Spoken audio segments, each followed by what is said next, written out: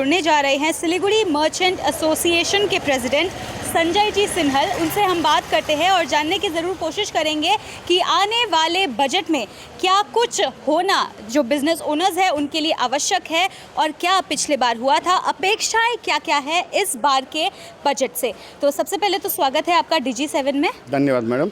Sir, आप हमें ज़रूर बताइए कि क्या क्या अपेक्षाएं हैं इस बार का आम बजट को लेकर। मैडम, हम तो मध्यम वर्गीय परिवार से आते हैं और मध्यम वर्गीय परिवार की एक ही कहानी है, हर तरफ बेबसी का साया है, कौन अपना कौन पराया है। भूख से गिरा जो चकरा कर मैं, तो लोग कहते हैं पी कर आया है। हम मध्यम वर्गीय को मिला ही कब क्या है, या तो पासपोर्ट धारकों का ऋण माफ़ कर दिया जाता है या वो ऋण लेके भाग जाते हैं और उनका चुकता करना पड़ता है हम पैन कार्ड जो होल्डर हैं उनको, या फिर जो गरीब तबके के लोग होते हैं उनका ऋण बजट में माफ़ कर दिया जाता है और उसका भी बोझ मध्यम वर्ग उठाता है। तो मध्यम वर्ग तो वो गधा है जो पूरे सरकार की अर्थव्यवस्था को ढोए जा रहा है और ढोई जा रहा है। उसको रिलीफ के नाम पर अगर कुछ मिलता है तो केवल झुंझुना, उसके बारे में कोई भी सरकार अब तक सोचने वाली आई ही नहीं और सोचती भी नहीं है। हम लोगों की डिमांड ये रहती है कि we should be allowed to do business with ease of doing business. जब तक हमें नहीं मिल रहा है तब तक हम प्रताड़ित ही कहलाएंगे। हमें टैक्स कलेक्टर का दर्जा मिलना चाहिए।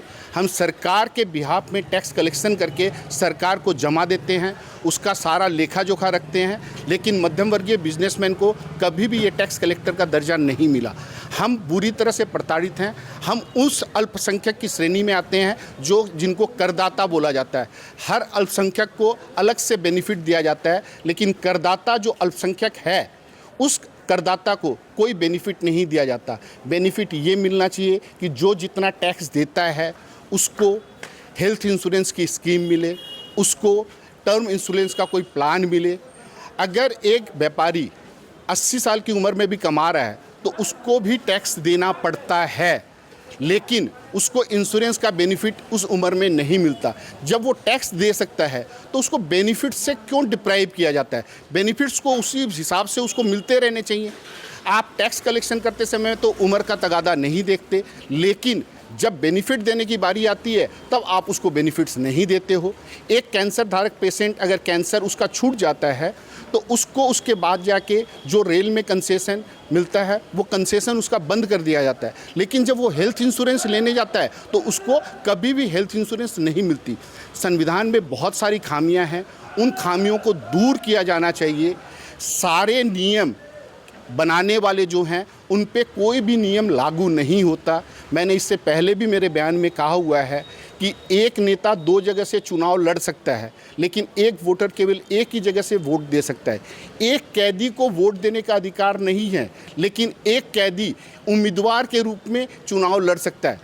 बदलाव बजट में नहीं, बदलाव संविधान में चाहिए, और उस संविधान में बदलाव के अपेक्षा में ही बीजेपी गवर्नमेंट को पिछली 2 बार से बहुमत के साथ सत्ता में दिया गया और इस बार भी वो अपने एनडीए के साथ मिलकर मेजॉरिटी में है। अगर वो ये बदलाव नहीं ला सकते तो लोग सरकार बदलने को बाध्य होंगे, सरकार फिर बदली जाएगी। यही प्रताड़ना लेके मध्यम वर्गीय जी रहा है। मध्यम वर्गीयों को सरकार को देखना चाहिए, क्योंकि ये उस अनऑर्गेनाइज सेक्टर से हैं जो सबसे ज़्यादा रोजगार पैदा करते हैं। किसी सरकार में वो क्षमता नहीं है जितना रोजगार एक मध्यम वर्गीय परिवार से मध्यम वर्गीय व्यापारी जनरेट करके सरकार को दे रहा है। जितना अर्थतंत्र को वो मजबूत कर रहा है, उतना कोई भी सरकार, केवल इंडिया में नहीं पूरे विश्व में कोई भी सरकार उनको नहीं दे सकती। हमारे से टैक्स संग्रह किया जाता है, टैक्स संग्रह के बदले में क्या दिया जाता है? आज विदेशों में जब बात करते हैं वहाँ हेल्थ का सेक्टर बहुत अच्छा है, वहाँ पे एजुकेशन का सेक्टर बहुत अच्छा है। यहाँ पे रेवड़ी करने की बात आती है, जो सरकार अपने मन से रेवड़ी बांटती है उसकी रेवड़ी तो गोलगप्पे लगते हैं, और दूसरी सरकार देती है तो उसको रेवड़ी कहा जाता है। लेकिन रेवड़ी हर सरकार बांटना चाहती है और हर सरकार रेवड़ी दे रही है। पूरे प्रजातंत्र में केवल 2 ही चीज़ फ्री होनी चाहिए, एक हेल्थ और एक एजुकेशन। इसके सिवाय अगर कुछ भी फ्री है तो वो फ्री नहीं है, वो रेवड़ी है, और उस रेवड़ी को देकर आप कहीं न कहीं जनता को लुभा रहे हो और अपने लिए वोट संग्रह करने की चेष्टा कर रहे हो। आप जो वोट बैंक की बात करते हो, ये ही वोट बैंक बनते हैं जिनको आप इस तरह से फ्री भी देते हो, बिजली फ्री, राशन फ्री। आज की डेट में कहा जा रहा है कि 80 करोड़ जनता को राशन फ्री दिया जा रहा है। अगर 80 करोड़ जनता राशन फ्री ले रही है तो ये सरकार की नाकामी है, क्यों? इसका मतलब 80 करोड़ लोग गरीबी रेखा से नीचे जी रहे हैं, उनके पास नौकरी और रोजगार उपलब्ध नहीं है। तो ये 80 करोड़ लोगों को आप रोजगार दो, राशन देने के बजाय। Provides the mean to achieve something, don't provide the destination.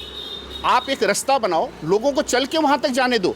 आप पहले उनको उठा के मंजिल तक पहुँचा देते हो। मंजिल क्यों देना है?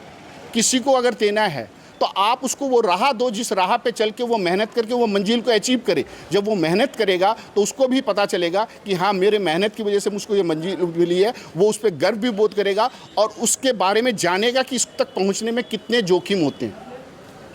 बिल्कुल सर, जो भी बात आपने कही है, कहीं ना कहीं जितने भी दर्शक हमें देख रहे हैं वो ज़रूर अग्री करेंगे।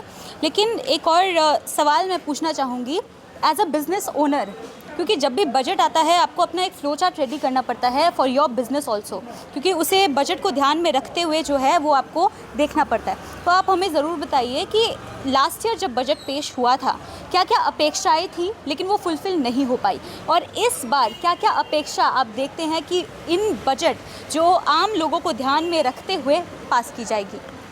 मैं एक साधारण व्यक्ति हूँ। मैं अपेक्षाएं ये रखता हूँ कि सरकार अपने आप में बदलाव लाए।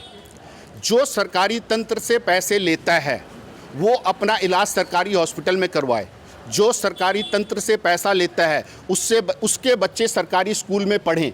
अगर इन छोटी छोटी चीज़ों को हम लोग अमल में ला देंगे तो सरकारी हॉस्पिटल में जो सुधार की ज़रूरत है वो सुधार हो जाएगा। अगर वीआईपी को रेड लाइट मिलती है, ब्लू लाइट मिलती है, प्राइवेट कार मिलती है, तो उसको उस बस के बारे में क्या पता जिस बस में पब्लिक धक्के खा रही है। उसको भी उसी बस में सफ़र करना चाहिए जो बस उसने पब्लिक के लिए प्रोवाइड करी है। उसको भी वही पानी पीना चाहिए जो चापाकल से आ रहा है, न कि उसके लिए मिनरल वाटर की बोतल प्रोवाइड होनी चाहिए। जो जनता को वो दे रहा है उसी को भी वही मिलना चाहिए, क्योंकि वो जो ले रहा है वो जनता के पैसे से ले रहा है। मैं एक संग्रामी व्यक्ति हूँ, मेरे से ये लूप चूप की बात नहीं होती। मैं किसी प्रकार की छूट की अपेक्षा नहीं रखता, कोई छूट नहीं मांगता हूँ। लेकिन जो छूट लोकतंत्र में अवेलेबल नहीं है वो किसी नेता को भी अवेलेबल नहीं होनी चाहिए। आज के डेट में जब 600 रुपये में और 700 रुपये में लोगों के पास मोबाइल है, एक एमपी को 10-10 हज़ार रुपये करके टेलीफोन अलाउंस मिलता है। ये टेलीफोन अलाउंस क्यों है? जब 600 रुपये 700 रुपये में को पूरा महीने भर का पैकेज मिल रहा है, और अगर 2500 रुपये आप देते हो तो साल भर का पैकेज मिल रहा है, तो ये 10,000 रुपये का अलाउंस उनके पास क्यों जा रहा है? तो हमने सिलीगुड़ी मर्चेंट एसोसिएशन के प्रेसिडेंट और सिलीगुड़ी मर्चेंट एसोसिएशन के एक्स प्रेसिडेंट